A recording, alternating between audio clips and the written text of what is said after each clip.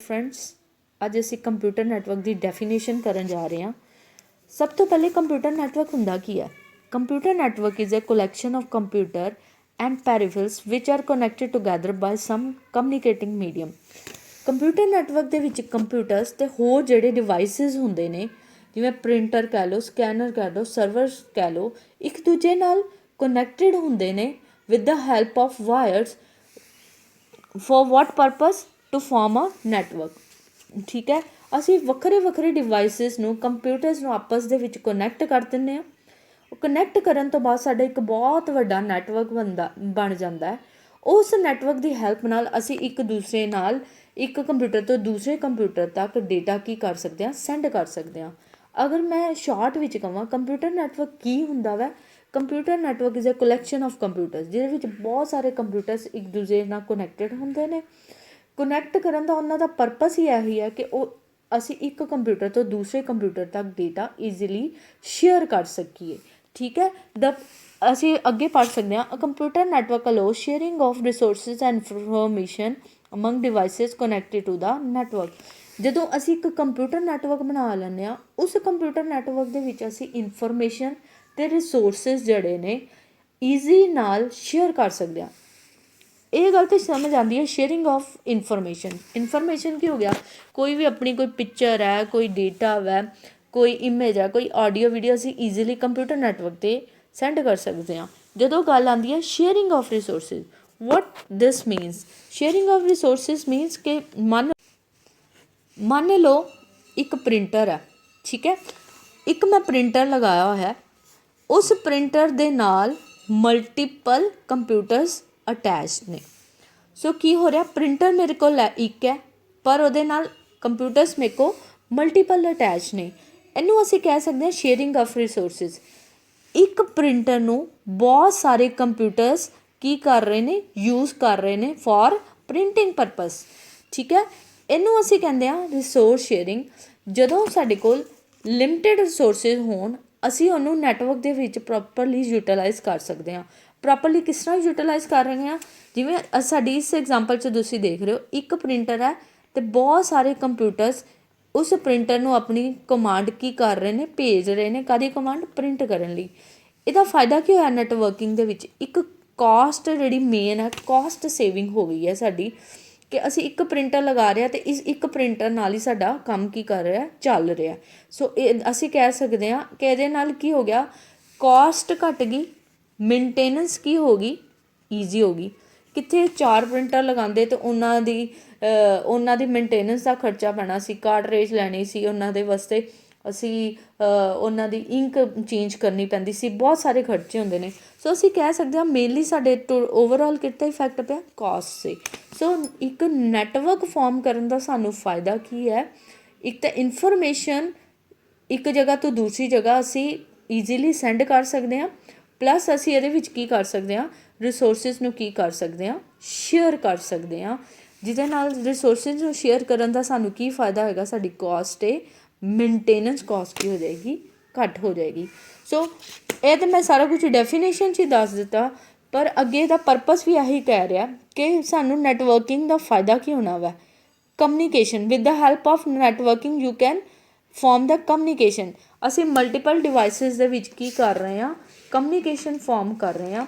ਜਦੋਂ ਅਸੀਂ ਇੱਕ ਨੈਟਵਰਕ ਬਣਾ ਦਿੱਤਾ, ਹਰ ਇੱਕ ਕੰਪਿਊਟਰ ਉਸ ਨੈਟਵਰਕ ਦੇ ਵਿੱਚ ਆਪਸ ਦੇ ਵਿੱਚ ਕੀ ਕਰ ਰਿਹਾ ਵੈ, ਕਮਿਊਨੀਕੇਟ ਕਰ ਰਿਹਾ, ਇੱਕ ਜਗ੍ਹਾ ਤੋਂ ਦੂਸਰੀ ਜਗ੍ਹਾ ਕੀ ਕਰ ਰਿਹਾ ਵੈ, ਡੇਟਾ ਸੈਂਡ ਕਰ ਰਿਹਾ। ਦੂਸਰੀ ਗੱਲ ਸ਼ੇਅਰਿੰਗ ਹਾਰਡਵੇਅਰ।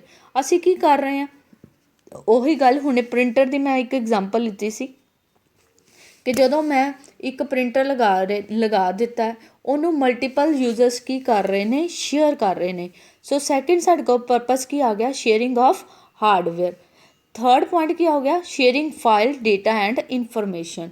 ਸੋ ਨੈਟਵਰਕਿੰਗ ਦਾ ਹੋਰ ਕੀ ਫਾਇਦਾ ਹੋਇਆ, ਅਸੀਂ ਇੱਕ ਦੂਸਰੇ ਨਾਲ ਕੀ ਸ਼ੇਅਰ ਕਰ ਰਹੇ ਹਾਂ, ਕੋਈ ਵੀ ਆਪਣੀ ਫਾਈਲ, ਕੋਈ ਡੇਟਾ ਐਂਡ ਇਨਫੋਰਮੇਸ਼ਨ। ਇਹ ਡੇਟਾ ਫਾਈਲ ਇਨਫੋਰਮੇਸ਼ਨ ਕਿਸੇ ਵੀ ਫਾਰਮ 'ਚ ਹੋ ਸਕਦੀ ਹੈ, ਕੋਈ ਪਿਕਚਰ ਹੋ ਸਕਦੀ ਹੈ, ਕੋਈ ਆਡੀਓ ਹੋ ਸਕਦੀ ਹੈ, ਕੋਈ ਵੀਡੀਓ ਹੋ ਸਕਦੀ ਹੈ, as per of your requirements. So with the help of computer network ਅਸੀਂ ਕੀ ਕਰ ਰਹੇ ਹਾਂ, ਕਮਿਊਨੀਕੇਟ ਕਰ ਰਹੇ ਹਾਂ, ਸ਼ੇਅਰ ਕਰ ਰਹੇ ਹਾਂ, ਆਪਣਾ ਹਾਰਡਵੇਅਰ ਸ਼ੇਅਰ ਕਰ ਰਹੇ ਹਾਂ, ਆਪਣੀ ਇਨਫੋਰਮੇਸ਼ਨ। ਅੱਜ ਕੱਲ੍ਹ ਦੀ ਲਾਈਫ ਦੇ ਵਿੱਚ ਕੰਪਿਊਟਰ ਨੈਟਵਰਕ ਦੀ ਤਾਂ ਬਹੁਤ ਵਧੀਆ ਐਗਜ਼ਾਮਪਲ ਹੈ ਇੰਟਰਨੈਟ ਦੇ ਵਿੱਚ ਤੁਸੀਂ ਦੇਖ ਲਓ ਵਟਸਐਪ ਕੀ ਹੋ ਰਿਹਾ। ਵਟਸਐਪ ਦੇ ਉੱਤੇ ਅਸੀਂ ਘੱਟ ਸਮੇਂ ਦੇ ਵਿੱਚ ਕਿਸੇ ਨੂੰ ਵੀ ਕੋਈ ਮੈਸੇਜ ਕੋਈ ਡੇਟਾ ਕੀ ਕਰ ਰਹੇ ਹਾਂ, ਸੈਂਡ ਕਰ ਰਹੇ ਹਾਂ। ਸੋ ਅਸੀਂ ਕਹਿ ਸਕਦੇ ਹਾਂ the purpose of computer network is to establish communication ਵਧਾਉਣਾ, ਹਾਰਡਵੇਅਰ ਸ਼ੇਅਰ ਕਰਨਾ ਅਤੇ ਫਾਈਲ ਨੂੰ ਕੀ ਕਰਨਾ, ਸ਼ੇਅਰ ਕਰਨਾ। ਉਸ ਤੋਂ ਬਾਅਦ ਸਾਡੇ ਕੋਲ ਆ ਜਾਂਦਾ ਵਾ computer network criteria. Computer network criteria ਤੋਂ ਮੇਰਾ ਮਤਲਬ ਹੈ, ਹੁਣੇ ਜਿਵੇਂ ਅਸੀਂ ਡਿਸਕਸ ਕੀਤਾ ਕੰਪਿਊਟਰ ਨੈਟਵਰਕ ਦਾ ਮਤਲਬ ਹੈ ਕਿ ਕੰਪਿਊਟਰ ਨੈਟਵਰਕ ਸਾਨੂੰ ਅਲਾਓ ਕਰਦਾ ਮਲਟੀਪਲ ਕੰਪਿਊਟਰ ਨੂੰ ਕਨੈਕਟ ਕਰਕੇ ਉਹਨਾਂ ਦੇ ਵਿੱਚ ਡੇਟਾ ਨੂੰ ਕੀ ਕਰਨਾ, ਸ਼ੇਅਰ ਕਰਨਾ।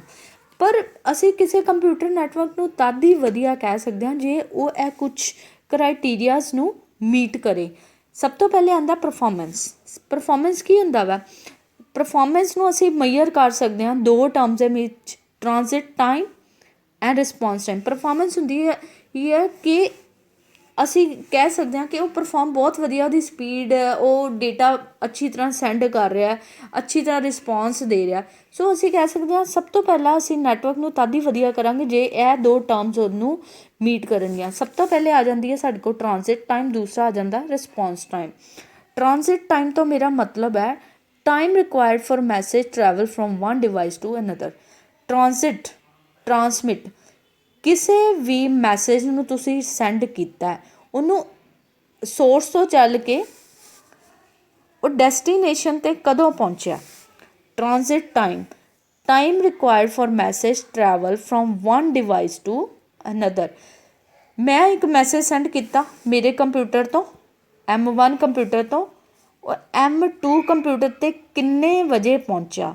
ਸੋ that is known as transit time. So ਸਭ ਤੋਂ ਪਹਿਲਾਂ ਇਹੀ ਟਾਈਮ ਨੂੰ ਅਸੀਂ ਡਿਸਕਸ ਕਰਦੇ ਹਾਂ ਕਿ ਕਿੰਨੇ ਟਾਈਮ ਦੇ ਵਿੱਚ ਮੇਰਾ ਮੈਸੇਜ ਇੱਕ ਜਗ੍ਹਾ ਤੋਂ ਦੂਸਰੀ ਜਗ੍ਹਾ ਜਿਹੜਾ ਹੈਗਾ ਵਾ ਪਹੁੰਚਿਆ ਵਾ। ਉਸ ਤੋਂ ਬਾਅਦ ਆ ਜਾਂਦਾ response time, the time total taken by any process start to finish. ਮੈਂ ਕਦੋਂ ਮੈਸੇਜ ਸੈਂਡ ਕੀਤਾ ਅਤੇ ਕਿੰਨੇ ਟਾਈਮ 'ਚ ਉਹਨੇ ਮੈਨੂੰ ਰਿਸਪੌਂਸ ਦੇ ਦਿੱਤਾ। ਜਿੰਨੀ ਜਲਦੀ ਉਹ ਰਿਸਪੌਂਸ ਦੇਗਾ ਓਨਾ ਹੀ ਸਾਡਾ ਨੈਟਵਰਕ ਕੀ ਹੋਏਗਾ, ਫਾਸਟ ਹੋਏਗਾ। ਸੋ ਇਹ ਆ ਜਾਂਦਾ ਸਾਡਾ response time, the time taken by any process start to finish.